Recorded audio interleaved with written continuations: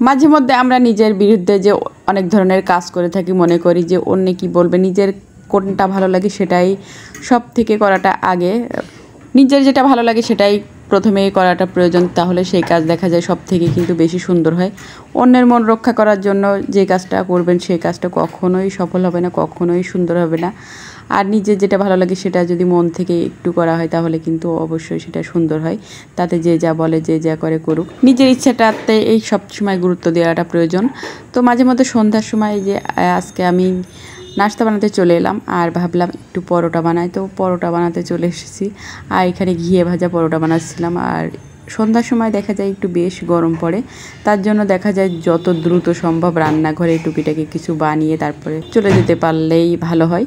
তো এই যে এখানে আমি ঘিয়ে ভাজা পরোটা আর ডিম আর আলু ভাজি করে তারপরে হলো পরোটাটা খাওয়া হবে সন্ধ্যা। মাঝে মধ্যে সকালে তো সবসময় পরোটা রুটি এগুলা খাওয়াই হয়, আর মাঝে মধ্যে সন্ধ্যায় হলে কিন্তু বেশ ভালো লাগে। তো এই যে বানিয়ে নিলাম।